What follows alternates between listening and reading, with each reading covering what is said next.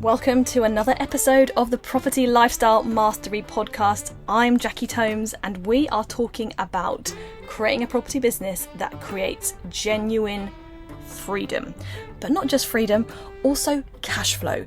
And money is of course a very important part of not just business but also life, and how you think about money, what you understand it to be to enable you to really harness it is integral if you want to create great cash flow in your business, but also when it comes to raising finance too. So a really amazing holistic episode today from Dom and Dave talking about how you master money to create true abundance in your life and your business. You're going to love it.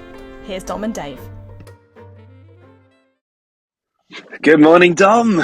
Hello, Dave. Here we are today talking about what I would say is probably what a lot of people would say is the crux of it all, the whole point of everything, right? It's the thing that makes the world go round. It's money, money, money. Yeah. Conversation about this magical thing we're all after.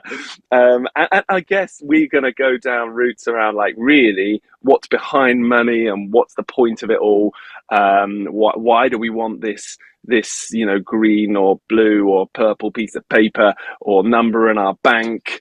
And I know, Dom, you've got so much knowledge in this area. You've done a lot of research, a lot of understanding in this, because actually then it comes back to kind of the mindset around money and what's stopping us from having it as individuals. So where should we start, Dom? I think, let's start with what money is, right?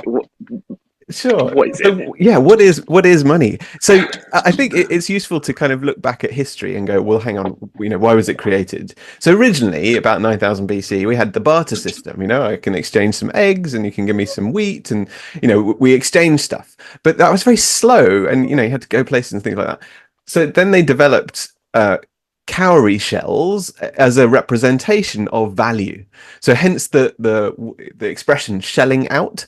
When you're paying something, you're shelling out. That's the cowrie shells that back from like 7,000 BC. Eventually it was China that created money as coins originally, and usually often they'd have like a stamp of a cow on their head, and so that coin would represent a cow or something like that. It was a representation of value effectively. So then, paper money came along, and then in Europe and other places, they started linking the value of money to gold, hence the gold standard. And that finished in, I think it was 1971, when they unlinked, or if not before, sorry, 1945, they unlinked the value of money to gold. So now, and this is where money sort of printing went off the scale, and it's like, hang on, what is money? Because the government just print as much as they need or want, and we kind of go, well, hang on, what's the value? And this is where what is called the fiat currency came in. So fiat currency is a government issued currency that's not backed by any gold or silver or any physical commodity. It's just backed by the government that issued it. So that's why the value of the dollar is different to the value of the pound, which is different to the value of the rand, and all the different things like that. And now, today we've got Bitcoin and all the other cryptocurrencies, and it's like, what the hell, what value have they got other than what we perceive? And that's basically it. That's what money is. It's a perception of value. But there's so many people believing it, then it obviously it creates that, it is real. It really is real. But is it? Well, I remember back in 2006 hearing a financier saying, for every £1,000 that the bank has from you, saved in the account, they can lend out 6. It's like, well, where did the other 5 come from? And it's just kind of created out of nowhere. And that's the thing. So of the money in the world, very little of it is actually physical, and most of it is just numbers on a screen, and of that most of it is debt. Debt is absolutely huge. I mean, go into derivatives and it's even bigger. So money's just an idea, and it's an exchange. It just facilitates the exchange of goods and services. That's basically its purpose. But we all want it because it does mean that we can have more stuff. But Have more stuff. we both know that that's not always the path to happiness, is it, Dave? But that's what's interesting, right? Because we are chasing this elusive thing that is shifting all the time, but it means so much to us. And I guess that brings us back to the question of why are we chasing this bank balance? And for me, that brings us into this concept of saying, well, we want something in there in the Yes. bank to provide for us. That's, in other words, survival mechanism. Everyone who Right. listens to this, here's us talk about this far too much. Fear. We're scared of dying, so therefore we want money in the bank because it alleviates that fear. Yeah. And it makes us feel safe, as it were, because we've got Yes. money to cover everything. And so that covers the one side. And then we got the other side. We want money in the bank to have whatever we want, the desire aspect that we all crave after. Yes. So we're basically drawn to money because of fears and desires. And Yes. the desires, so the fears we know that they're sitting in us all the time. We got that subconscious programming that's forcing us to kind of take action, not conscious action, just choices based on that fear programming. Yeah. And that's pushing us, saying you should have more money, it's good to have more money. And I guess then on the other side, we're all thinking we want this stuff, we want that, we want this, we want to go there, we don't have to work, because all of these thoughts are trying to push us towards thinking we're going to be able to have a better life. And a better life for, I think, everyone really on the planet basically means pretty much three or four things. It means being happy, Mm. being happier than we are now, feeling more satisfied with what we've got, and feeling fulfilled in some way or another. And I Mm. kind of, our subconscious belief around money is that if we have it, that we will get those things, right? Yes. Money will make us feel happy because we were going to get rid of the fears. So if you have no fear, then surely you're going to be happy, right? Yeah. And then it's going to make us feel satisfied because we're going to be able to have everything we could want. Um, and so I'm going to constantly be able to feed my craviings. Mm. My addictions are going to be satisfied at all times, and that satisfaction is a bit of a misnomer because it keeps pushing us. It basically makes we think we're going to feel satisfied, Yeah. but as we all know, the nature of addiction is that you can never fully satisfy it, Yeah. right? Yeah. Which is why you hit that thing of if anyone who wants more money always then ends up wanting more money after that, and then they get to a certain point they want more money after that. Yes. It generally becomes a constant grind for more, because you're basically satisfying a craving, an addiction, and addictions can't be satisfied. You Yes. have to Change you have to break yourself. them. Yeah. So Yeah. that's massive, right? We're all chasing this money thing, but the question I ask you, Dom, is it actually ever going to give people those underlying drivers? Is it going to solve those problems, and Mm. even is it going to solve the fear? Yeah. Does it solve the fear? I think history has already proved that the answer is absolutely not, because the people who maybe win the lottery or make loads of money and sell their business, or sorry, sell the business and make loads of money, and they go and think life is going to be amazing now, and they go onto the golf course and they're living their life in Monte Carlo or wherever it might be, and actually they become really bored. And there's stuff that's missing in their lives, and that's because we have fundamental human needs, and one of them is growth, and another one is contribution. So even once you've made loads of money, if you're not giving back in some way, actually there's something significantly missing in your life, and that tends to be about helping others in some way. So a lot of very, very rich people, Bill Gates for one, Warren Buffett, they've said that they're both leaving the vast majority of their wealth to charities, and they have significant charities that they fund already. So that giving back piece is huge, and that is something that actually you can be happier doing work that you love because you're serving others in some way, than by constantly striving for money, thinking that one day that will make you happy. Because look at the lottery winners, the people who suddenly go from very little to multimillionaires. Generally speaking, they lose an awful lot of that money very quickly because they don't know how to Yeah. handle it. They haven't learnt, how to make money and hold on to it and how to manage it. And that's one of the keys, is actually money management. It's not how much money you make, it's how you manage it that counts. Because you see, most people, if they make more money each month, like in, say, property, they tend to spend more money each month. And as a result, they never really actually accumulate all that much wealth. They just keep, their sort of lifestyle expenses keeps going up. But if you listen to Warren Buffett, one of the richest men in the world, he still drives the same old car from like 1970 something or other. He still lives in the same house from 50 years ago. And he just doesn't spend the money, and as a result, he's very, very rich. I mean, he could spend all of that money and still be fine. But most people don't ever actually sort of slow down their spending. And actually, if you want to create more security, do like what you guys have done, which is actually decrease your outgoings and spend it on the things that you can. It would be great to hear an example of what you guys do. Yeah, I mean, you've covered so many different things there, but one thing I'm really getting from all of that is that the money side is really only half the picture. Getting money is one thing, Less but than half. actually it's how you it's so managing your money is the external and getting money is the external, but really it comes back to managing yourself and how Yes. you emotionally relate to money Yeah. makes the biggest difference, because if you're emotionally relating to it in the wrong way, you're actually just going to lose it, like those lottery winners. Yes. If you're not emotionally mature enough from a money perspective, and I think that's really what it is with lottery winners, they've been hit by this big chunk of money and they don't have the maturity of having been grown into it, and so therefore they don't have that. It's like a kid in a sweet shop, isn't it? It's exactly Yes. the same problem. They just end up, it's just this thing that they fire out and they don't really understand what they're doing with it, because they haven't built it. So there's definitely a money maturity or an emotional maturity thing, but then that also leads you onto the money mindset side of it. And I think there is a massive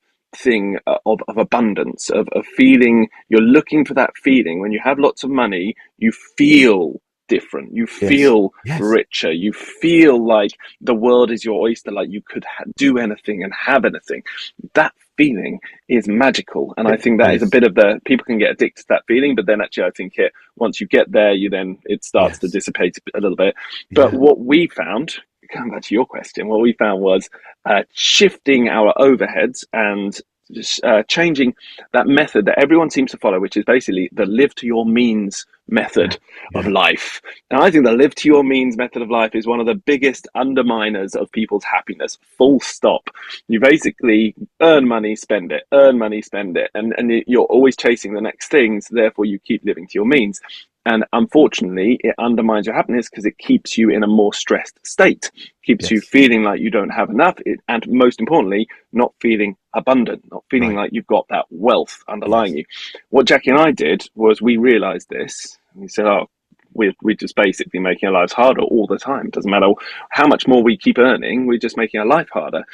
We made a decision to cut back massively on our overheads, our personal overheads, and that was a big factor in getting the motorhome, living in the motorhome. It was one of those feeders of the decision where we just Mm. said, okay, so we could live as we have been and spending whatever £3,000 a month on our accommodation, or just with one decision, we could be actually saving most of that and living for about £1,000 a month or even Wow. less. I think our Amazing. motorhome overhead is roughly, yeah, it's roughly like 1,000 to 1,500, depending on how many campsites we stay in. Right. And so it's really massively reduced our overhead, Wow. and it got us. And then we also started thinking like that in other areas as well of our life. We started looking at things in a nice cost cutting way, and like we have this thing called life ROI, which is like how much bang for your buck are you getting on each expense item, and that's a big one for us. We just kind of went back to that thought process and thought, okay, so what are we doing with our money and where are we getting most bang for our buck? And the motorhome actually solved a lot of issues for us because it meant we could travel to places that would have cost us more to get there Right. flying, and just live our lives there. So it wasn't just the monthly overhead we were Mm. saving, but it was also travel Oh, costs as gosh. well on our travels, Mm. and other, we'd end up doing holidays in it, where we'd go places and where we'd normally go for a really plush hotel of some sort. We're suddenly very happy to go stay there in our Mm. motorhome. Again, so you're saving on holiday costs. It kind of created this crux. And we dropped our overheads, I would say, from about overnight. Pretty much, it took us about 4 weeks to buy the motorhome, so that's overnight to me. Wow. We managed to drop it from I would say we were at roughly £8,000 a month at that point, eight and a half, Wow.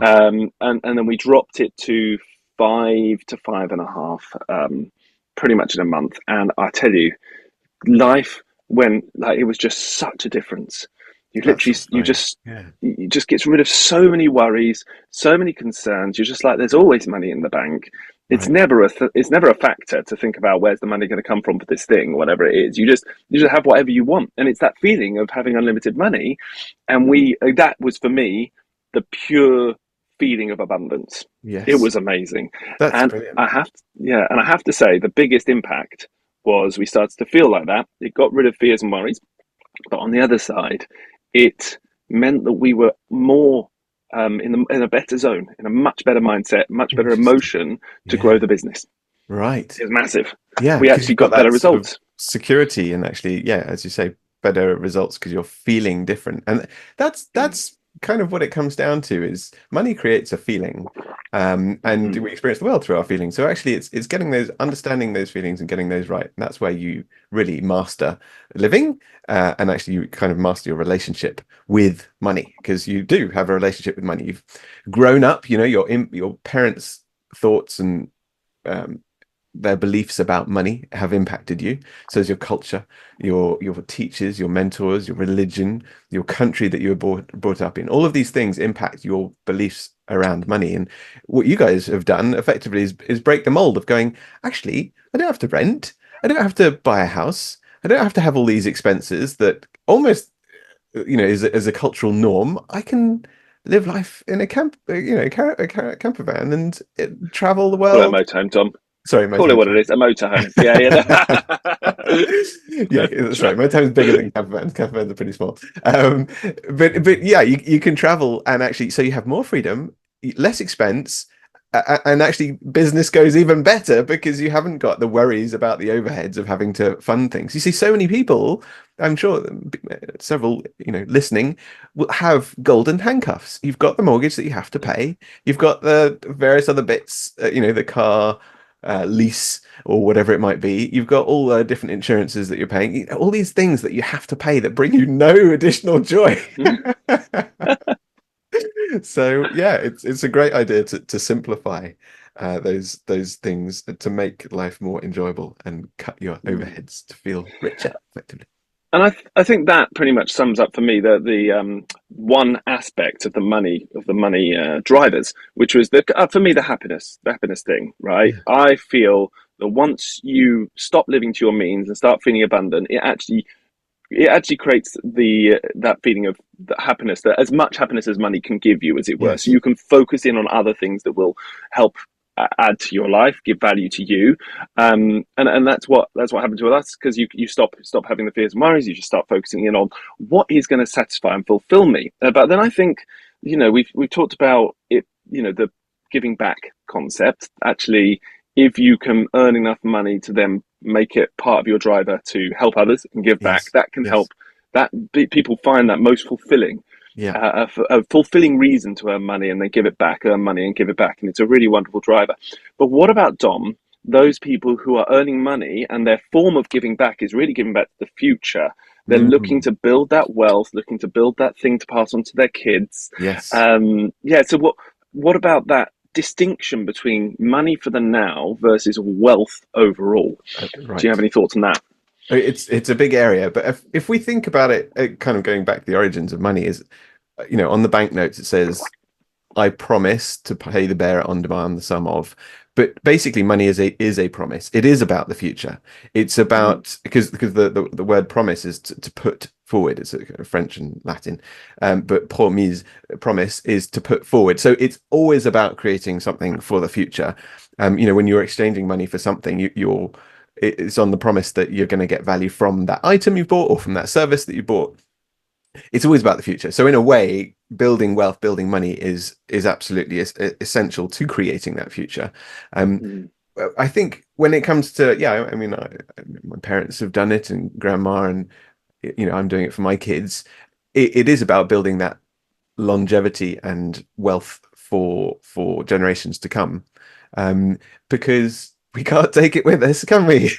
You're born with nothing, you're going to die with nothing, um, but you can leave, you know, some assets, possibly whether it's cash or properties or other things, to your family and structure it in a way that the government don't take, you know, as much as 40% of it from you. Um, but yeah, so I think in short, it's always about the future, Dave. But what are your thoughts on money? Well, it's interesting because I think that decision to focus on wealth and growth, because there are two drivers. You're right. It's the future and the now in our minds. It's like, what are we doing something for the now, or are we doing something for the future and for health? Mm, And if I bring it back to those drivers we talked of at the beginning, what I think are the key drivers: happiness, satisfaction, and fulfillment. I think that's a yeah. nice idea. Happiness, I would also put joy, feeling joy within Yes. that. Yes. Enjoyment of life. So happiness, fulfillment, and I think the now is solving the happiness driver. We want to be happy now, Yes. but those people who are more inclined to focus more on wealth building rather than on cash flow building are those who are also more inclined to push back their happiness Yes. for the belief that in the future, therefore, they will finally be happy once they have done this thing, whatever this thing might be. And I think that's a big one I see in people that becomes a self-sabotage Yeah. point, because if you dive into that, you start to realize that you will never ever reach the end goal. So you will constantly be making decisions that put off the future to the future again. You Mm, hit what was the goal, and you're still looking forward to the future. So if you're constantly building wealth for the future and you're thinking that at some point in the future you're going to be able to live that and be happy, then you're probably not going to be happy then. right. You're not, because you're going to get there and you might have that wealth sorted, but you're still going to be looking to the future because you've built the habit, the emotional Exactly. habit that that's how you live. So I would say for the happiness side, you need to adjust your thinking to the now. You have to start Yeah. thinking, what can I get now from my money plans to be able to feel that happiness? And the Yes. happiness should always be like a thing you're doing now. Yes. But then the satisfaction, the fulfillment side, I think that driver of building something for your kids, Right. building up your nice portfolio, some passive income, something you can pass on to a future generation and give them a good solid foundation. I actually think that's a driver of the purpose side, which is the fulfillment.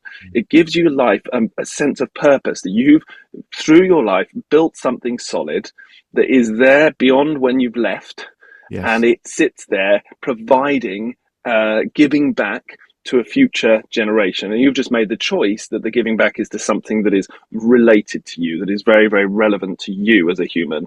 And it gives your life a sense of purpose, right? And you feel fulfilled by that. So I think that's being driven by that sense of fulfillment and like, I want to have purpose in my life. Yes. But my wondering with that is I think people do it without thinking that. They Mm, don't even, they're not aware of those underlying drivers. They're just yes. thinking, this is why I'm talking about it now, right? That's why we're on this podcast. I think these thoughts are good for people to be ruminating on and realizing what their drivers are, so they can Right. actually have the freedom and the power, the choice to make different choices. And if you look at that inside yourself and go, actually, do I want to be driven by that? Is that the right driver for me? Is there actually a better fulfillment I could have with my life? Like, if you really dive into that, is it the most fulfilling thing to do, and giving you the most purpose in this one life we have, Mm, or one of many if you're of a certain way of thinking, in this particular life? Is it the most fulfilling thing to just build something for you to pass on to your kids, or is there something else that might actually, for you personally, be more fulfilling right. and give you a better satisfaction, out of Yeah. what you're doing? And Mm, yeah. that's a question for Yeah. everyone. A couple of things spring to mind. One is that, everything, just like with every relationship, whether it's with a partner, with friends, with family, or your relationship with money, it is not there to make you happy. It's there to make you Mm, happier.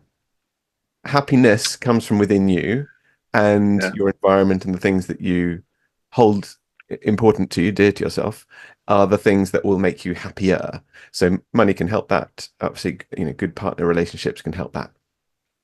Um, so that's one thought, is it's, happy money will not make you happy. It'll make you happier potentially if you allow it to. But that's about, as you mentioned, being present and understanding yeah, that it's who you're being in this moment now, and how can you use what you've got now to enjoy the present moment, because life is only ever now. The second idea is that, how we feel right now in this moment is directly proportional to what our thoughts of the future. If we have good thoughts about the thought of the future, thinking that it's going to go really well and there's all these things to look forward to, then we tend to be happier now in this moment. If we're scared and worried and fearful about the future, then we don't tend to be as happy in this moment. So yeah, both of those things link to I guess internal happiness, which is what we talk about a lot, but also that relationship with whether it's money, whether it's partnerships or other things. It's about what are the things that we want to have in our lives, and so money is just one form of wealth. A lot of people think it's kind of the most important. And when you don't have any money, it can be quite important. But when you've got some level of it, then it's just one form of wealth. The other forms of wealth, spiritual wealth, mental wealth, the capacity to think, and think really broadly and be creative in that way. Some people it's vocational or career, business wealth, as in they're really good at building businesses like you guys. Richard Branson, serial entrepreneur, people who are really good at creating businesses, that vocational career, loving their job, loving their work. Then there's familial wealth, your relationship with your family, creating an amazing family with great relationships there is something very valuable. In fact, when you've got nothing, actually, when you've got family to fall back on because they're there to support you, that's an incredible sense of wealth is family. Social wealth, your influence of other people. You think of Oprah Winfrey, she has a huge amounts of social influence. That's another form of wealth because you can impact people by who you're being.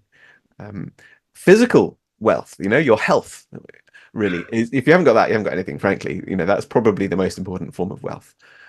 So those are the other six, and then there's financial wealth, of course, as well. And it's just good to know that money on its own is never going to buy you everything. You've got to look after all of those areas, which is something we go on to on our property business breakthrough retreat, is to touch on all of those. I think that's really interesting because you've got these different types of wealth, right?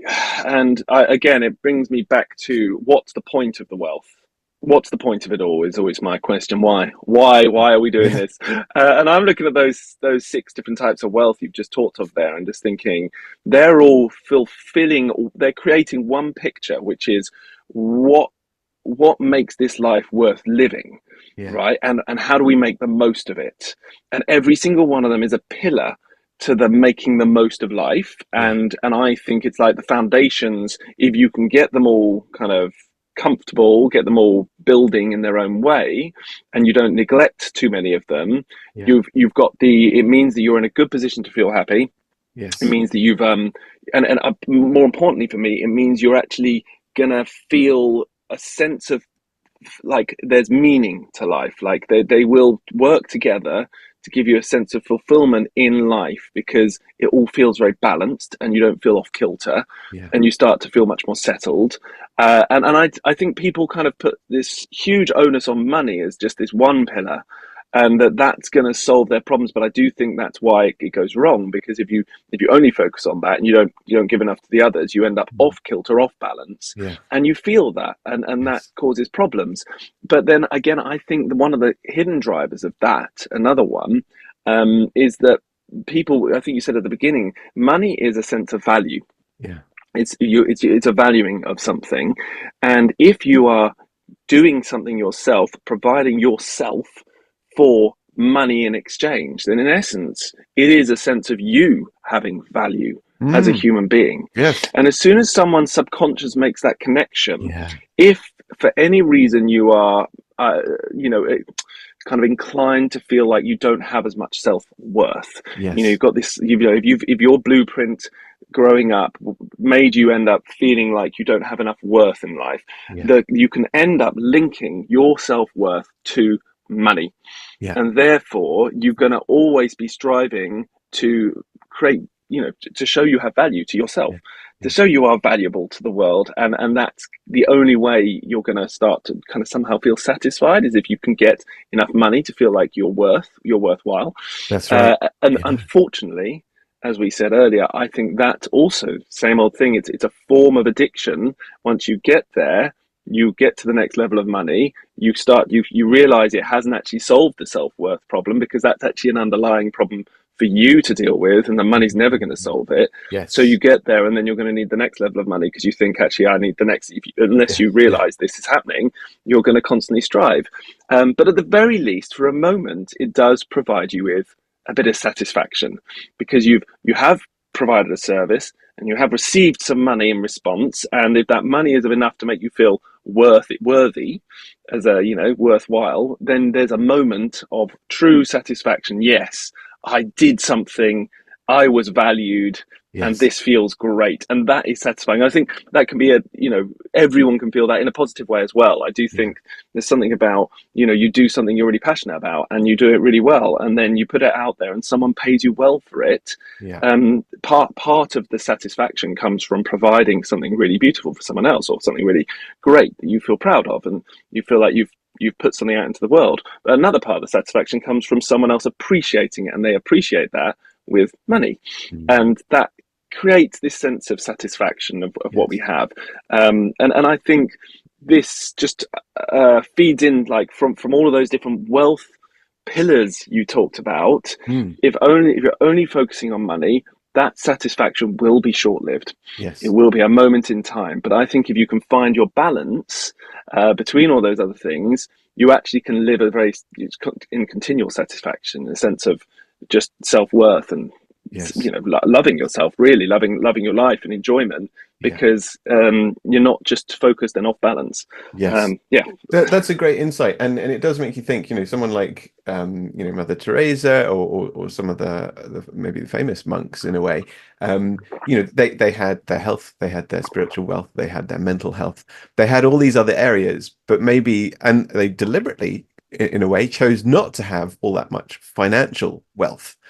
But if they kind of wanted it, they could relatively easily make it happen. In fact, Mother Teresa is famous for raising millions for her charity, for Christianity and Mm. religion, because she knew her worth. And that goes back to your point of, actually, it's very much to do with our childhood conditioning of, am I worthy of love? Which then translates, am I worthy of earning money? Am I valued?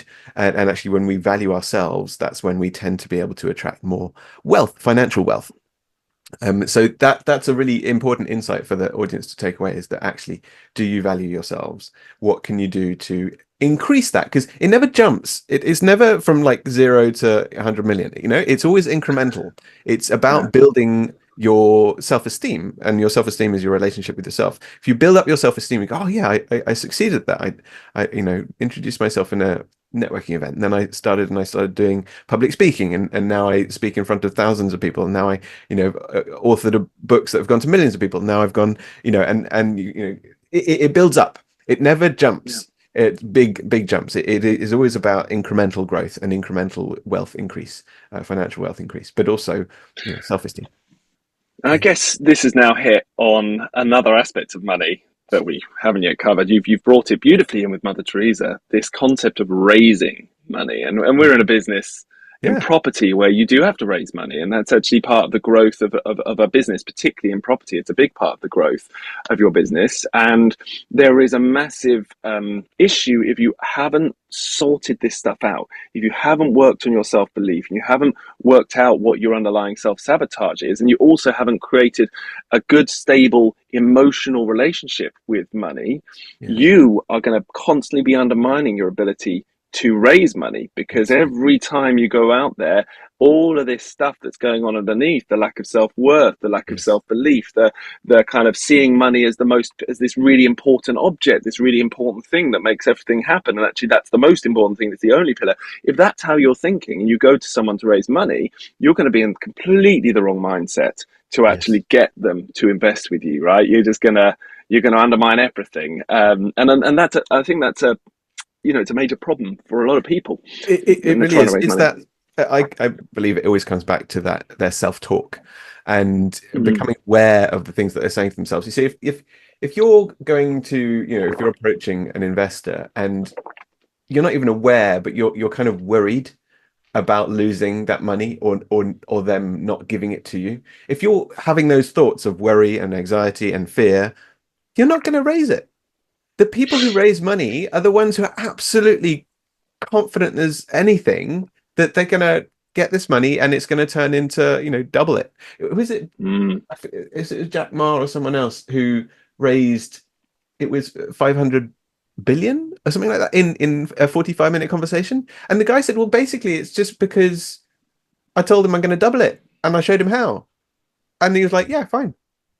And it was just like that confidence that I can show you how I'm going to double your money, that, or give it back to you with interest in the case of investors. If you've got that absolute grounded certainty, you'll attract the right investors, and you'll make that money, because it is just energy. It's all energy. We know this is, nothing in the universe is physical. It's actually just all energy. So is money. So if you've got that certainty, that energy of certainty, you're far more likely to raise it than someone who doesn't. Yeah. So that self-doubt is and I think, I think this is the main thing, right? The self-doubt plus your opinion of what money means.